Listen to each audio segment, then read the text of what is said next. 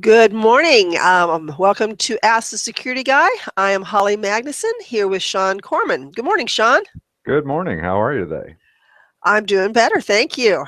Um, been a little sick, but we are getting back on the path of healthiness. All right. So I'm very glad. We're a Uh, week late, but better late than never. That's right. I was going to ask you about your Thanksgiving, but that seems too far away now. So how's the Christmas shopping going? Christmas shopping. Yeah. How about that? Amazon is your friend, It is, especially especially especially with with 2 day shipping. yep. Though I will tell you the last package I ordered with 2-day shipping took, over a week to get there. My son experienced the same thing. In fact, his item still has not arrived, and he's gotten an email saying that if it doesn't come by such and such a date, they will replace it. So I'm not sure what he ordered or what's going on, but And how old is Amazon's it again? my 16-year-old. Yeah. eh, Always be thoughtful and questionable about what they're ordering. Yeah, yeah. Anyway, um, so today's topic actually was suggested by my pastor. We Okay. were talking about our Ask the Security Guy, and he said, something that I really want to know is how do you know when you see something online, is it true or is it is it fiction? How do you know what's legitimate? And the more I thought about that, the more I thought that this really is kind of an important topic because we see more and more different posts, especially on Facebook, Twitter. Mhm. This person's died, or this is going on, or that. And how do we know what's legitimate and what is just fiction or even a scam? I don't know. If you ask my 11-year-old, everything on YouTube is the truth. So, Yes. I mean, they're right there is an easy validation point. If you can find it on YouTube, it must be true. Well, for my 16-year-old, if it's on Huffington Post, it must be true. So yes.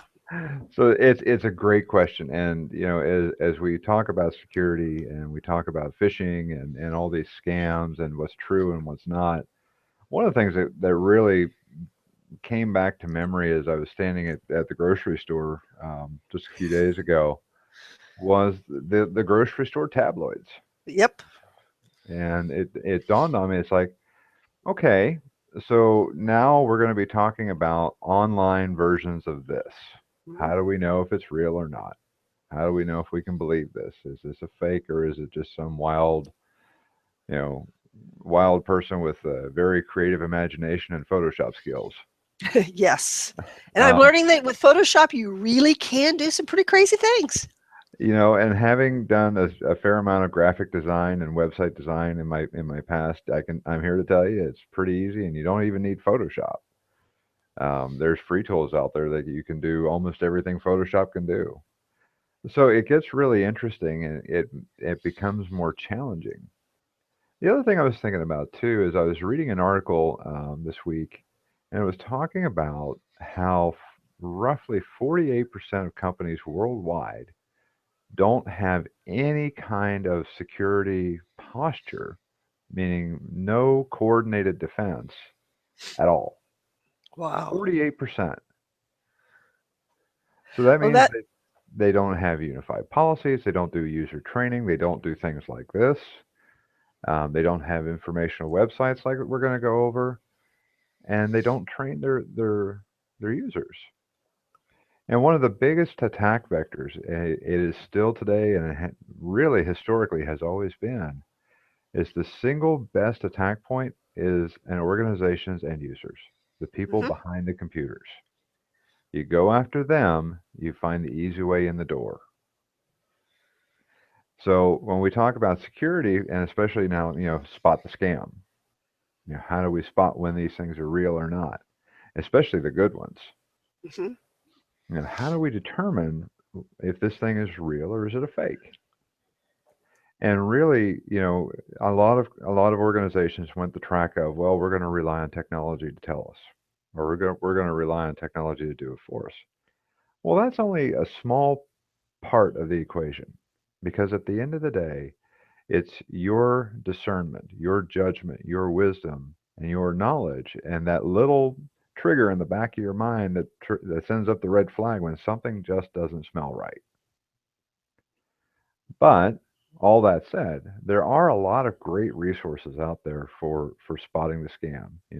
Did I really win this Norwegian cruise that I never I entered the contest for? Or did I win the Canadian lottery? Yeah, we've got a good story on that one. One Yeah. of our coworkers shared, and that even the Canadian lottery even started back before technology. This Hmm. family received a letter in the mail, Hmm. and I believe also a phone call as a follow-up, and they handed over their bank account information so that the money could be transferred into their account. Yep. And Yep. they lost money because it was a scam. Hmm. So now I know this story, but for the sake of our listeners, what did the law enforcement officer ask them? The law enforcement, when they were taking the report, the police officer asked, "Did you ever enter a Canadian lottery?" And the response was, "Well, no." Yeah. And, the officer kind of looked at them and like, "But then how do you expect to have won something you didn't enter?" Right. And going back to that idea of common sense, Hmm. um, if you didn't enter it, you sure aren't going to win it. Yeah, and it's one of those basic tenets is if it sounds too good to be true, it probably is. So, but those statements aside, I do want to go over some of the online tools and resources that I've put together and that I use fairly regularly to help tease out some of these things because every once in a while a really good one crosses my desk that I have to look up, or I see it on Facebook or Google Plus or Twitter, and it's well done to the point where I need to verify, is this real or is this Memorex? So I'm going to go ahead and share my screen here. I have some websites to go through,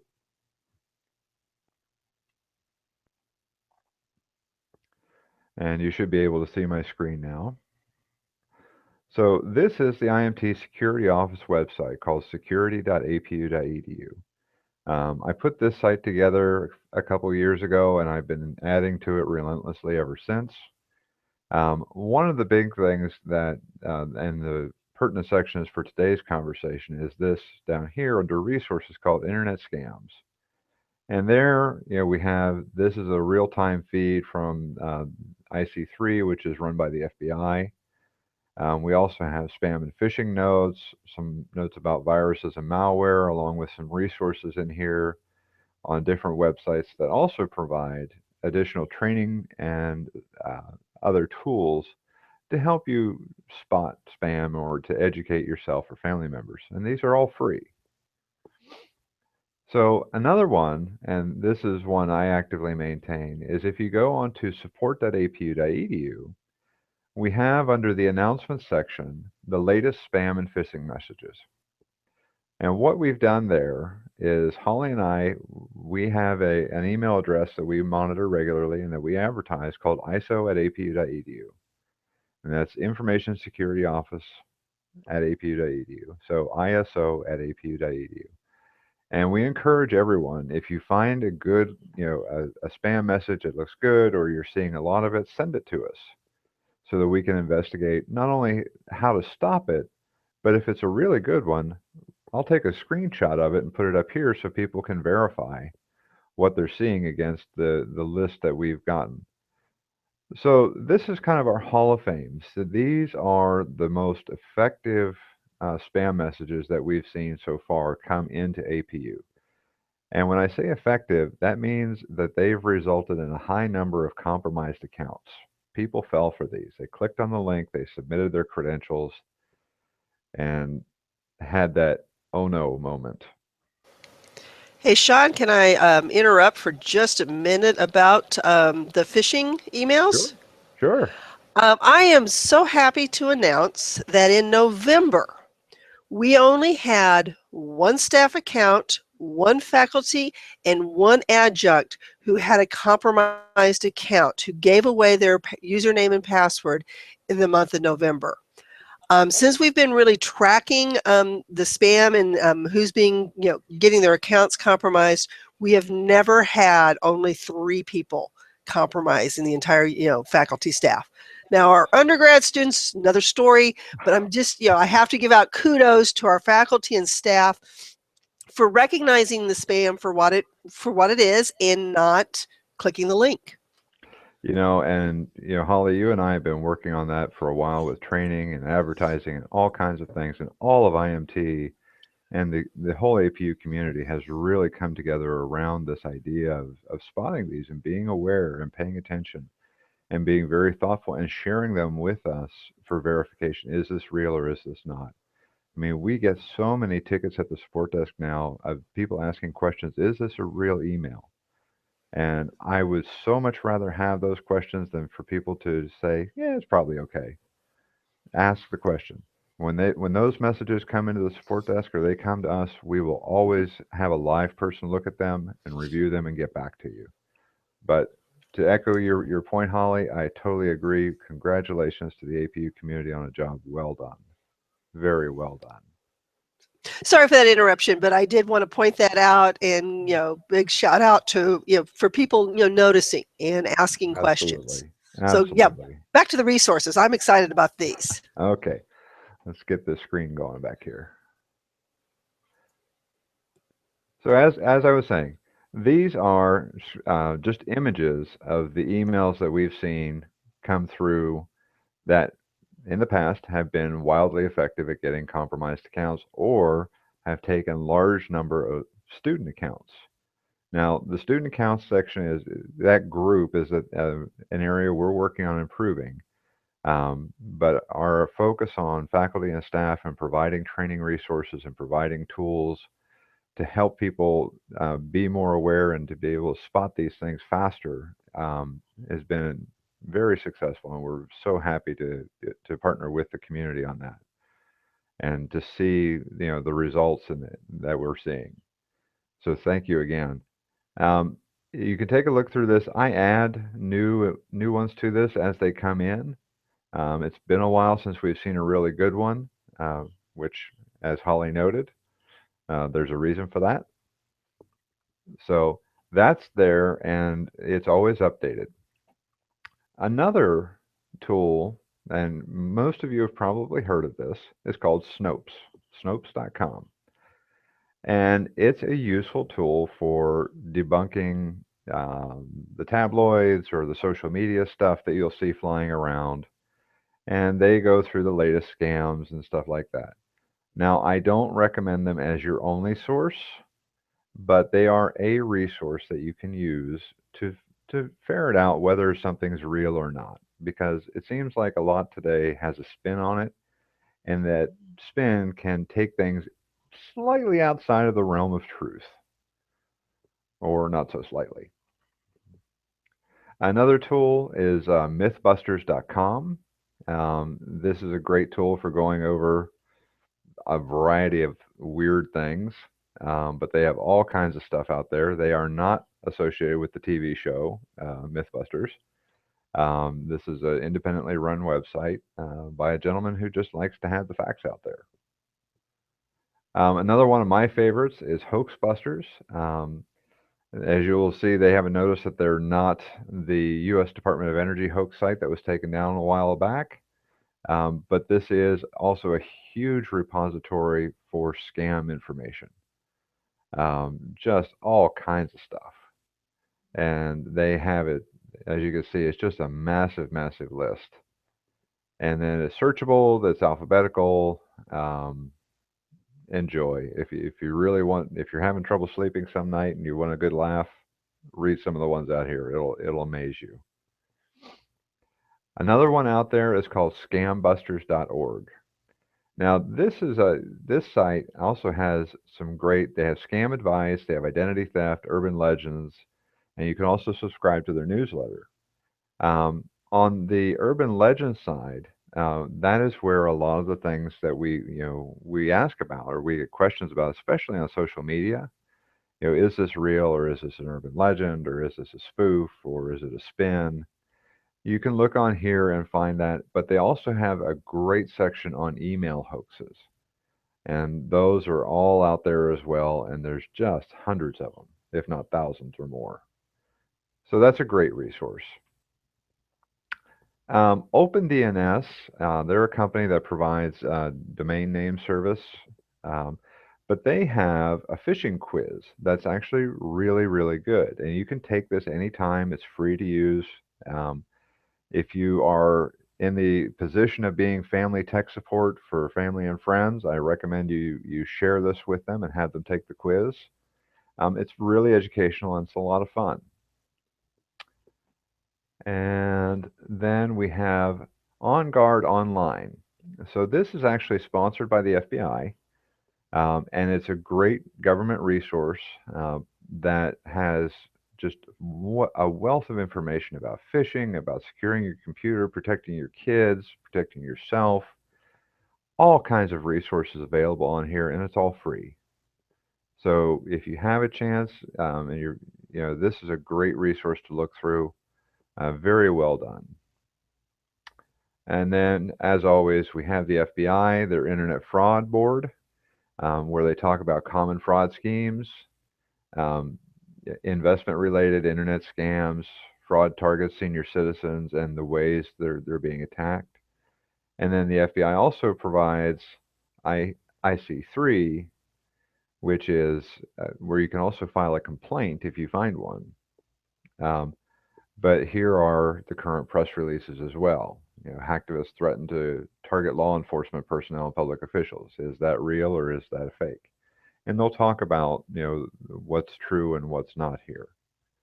So those are just some of a sampling of the resources that are out there. There are actually a lot more, but those are your most common ones.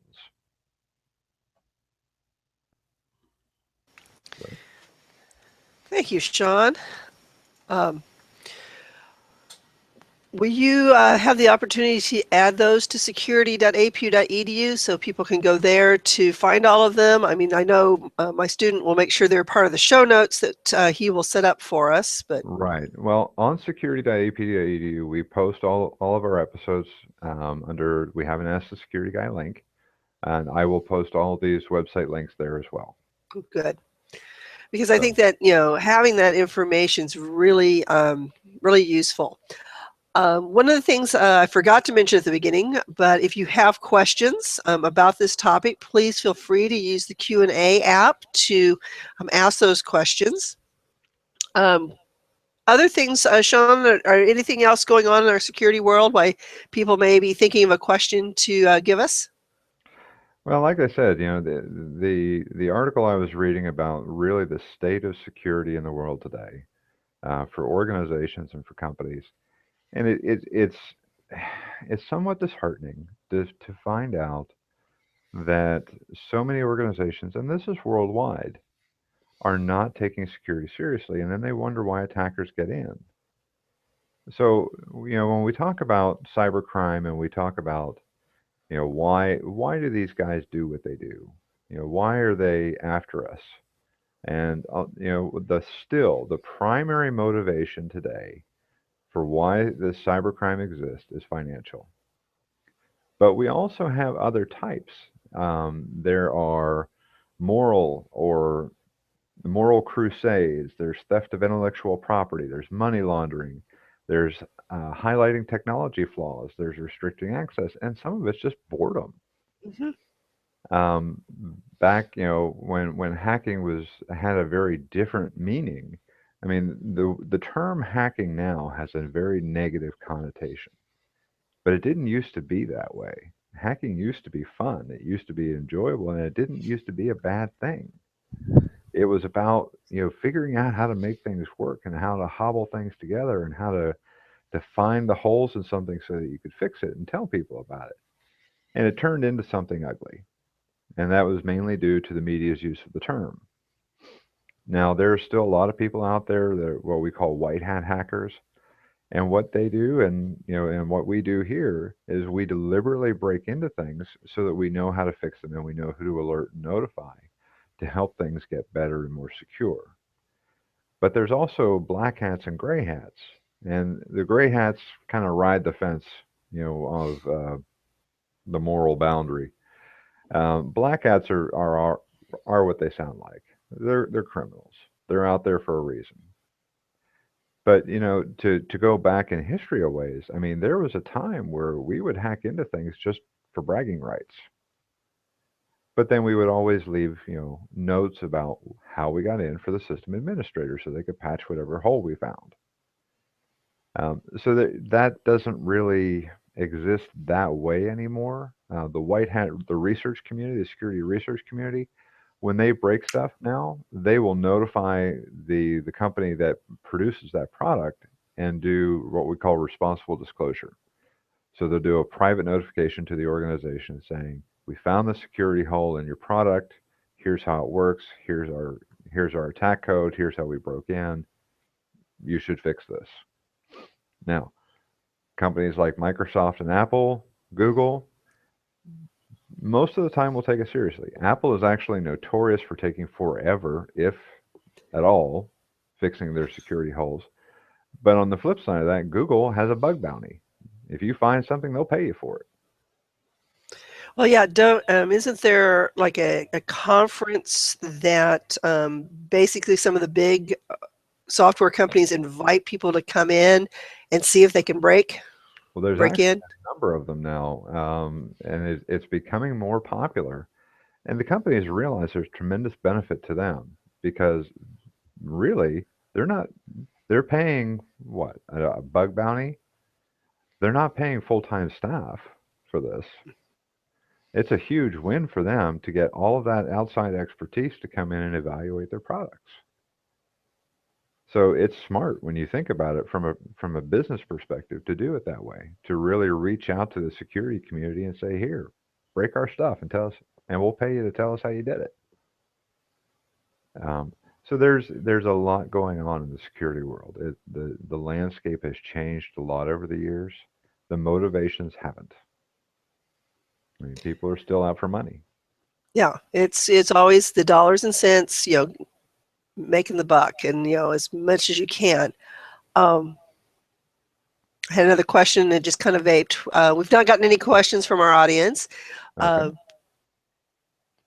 So other thoughts as far as, do you have any good news resources? I shared with you beforehand, a conversation at my house last night and how to direct my 16-year-old son to good resources that will give him the news a little less tainted.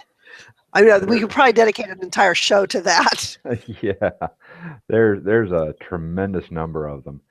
Some of my favorites are Ars Technica, Google Online Security. There's a website out there called Future of Privacy. There's HelpNet Security. Sophos has one they call Naked Security, which is actually really good. Yeah, that's one of my favorite actually. They do the, what is it, the 60-minute overview or something that's really good. Right. And there's another one out there called the Office of Inadequate Security, which talks a lot about security breaches and the how they happened. SANS, and pretty much anything SANS is phenomenal. The material they curate is just top shelf. Another one that I love is Schneier on security, and that's done by Bruce Schneier, leading cryptologist. Truly a phenomenal man. I've had the chance to meet him and talk with him briefly. Just an outstanding individual. And then another one and this one's a little on the edgy side, is called the Hacker News. Read at your own discretion. It tends to be a little risque, but gotcha. Not for a 16-year-old. I wouldn't recommend it for a 16-year-old. No, it can be a little colorful, but if you want the raw news, I mean, those are some of the places you have to look for it. Very good. Well, thank you, Sean. These are some great resources, and I've broken pretty much all of my friends from forwarding to me these outlandish emails about this, that, and the other thing, because I Snopes has been one of my favorite to debunk their emails, and so they have quit sending them to me. So I But rain on their parade once too often, I guess. oh well. But I mean, if you look at your Facebook stream, it's just full of that kind of thing. You know, people. Yes, how many times can poor Betty White die? Um, Oh, and especially now as we're going into that new political season, you know, don't you, even you get me going. you can count on seeing all kinds of stuff out there, Yep. and it takes a bit of time to debunk some of that stuff, you know, to see whether it's real or not. And quite frankly, um, you know, when we talk about social engineering, the best lie has an element of truth. Well, that's also true with these scams. The best lies have an element of truth. So you've got to be able to read this and parse out the lie from the truth and however they intertwined it. And it can be challenging. So use the external resources. I mean, a lot of people contribute to those. Reddit also has a forum, you know, where you can go out and look. They have a number of areas where you can go and discuss that with people. Um, Another good resource that I just thought of. But yeah, there's a lot out there, and there's a lot of people who are committed to debunking these things. Which is good. We need that, that common sense balance in our world. Yeah, yeah. But if you see it on, just a basic rule of thumb, you can see a lot of things, and you can read a lot of things. Verify. Yeah, I don't care what the source is. Verify it. most definitely. Well, with that, we'll wind down. As a reminder, tomorrow we have Hangout with IMT, and Dante and I will be at in Heritage Court at the computer store for a very special hangout with April Carson, who's our computer store manager. And the computer store is giving away a $100 gift card. Woohoo! So you can come and enter. I don't know though, IMT employees are probably not eligible to win. Oh But man. yeah, well, yeah, you can try. But you do have to be present to win. The show's going to start at 10:30, and we'll do the drawing at 11 before we go off the air. At least that's my plan. And I'm looking really forward to it. And then a week from Friday, on the 18th, we will have Final Friday wrap up, where we'll wrap up 2015, which is really kind of crazy to think about. And start off the new year in January with Ask the Security Guy. So, which will probably be January the 6th. Sean and I haven't finalized that date. So you think they'll let me actually put my hands on the gift card? They might let you touch it. They might even let you draw the name. So really? We'll see. Maybe. Anyways, so enough silliness. Thank you guys for watching. If you do have questions, and again, if you get a really good email, feel free to send it to us. We love to have those to post on the support website. Yes, we do. And with that, I'll say goodbye. Well, and to all of our listeners, Merry Christmas. Merry Christmas. That's true. Probably won't see you again until after the new year. Yep. So with that, goodbye and see you later.